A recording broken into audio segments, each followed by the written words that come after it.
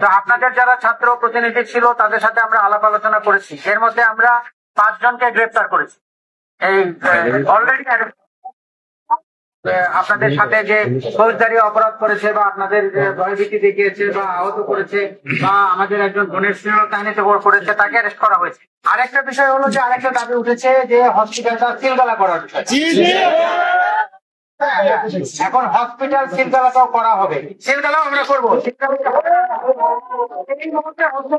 কিন্তু এটা সিলগালা করার সিদ্ধান্তটা এটা মনে করেন যে মৌখিক ভাবে আমরা দ্বিতীয় মহোদয়ের সাথে আলাপ আলোচনা করেছি, সিভিল সার্জন মহোদয়ের প্রতিনিধি সিভিল সার্জনের সাথে আলাপ করেছেন। এটা নীতিগতভাবে সিদ্ধান্ত নেওয়া হয়েছে যে এটা যখন রোগীরা যে কয়েকজন আছে তারা চলে যাওয়ার পরে এটা সিলগালা করা হবে এবং পরবর্তী নির্দেশ না দেওয়া পর্যন্ত এটা বন্ধ থাকবে। আমাদের ছাত্ররা তারা শান্তিপ্রিয়, তারা প্রথমেই এখানে কোনো প্রকার আইন হাতে নেয়নি, কিন্তু যখন তারা এসেছিল এখান থেকে একটা সুরাহার জন্য তখন উপর্যুপরি তারা নতুন করে আক্রান্ত হয়েছে। তারই প্রতিবাদে আমাদের ছাত্ররা হল থেকে বের হয়ে এসেছে।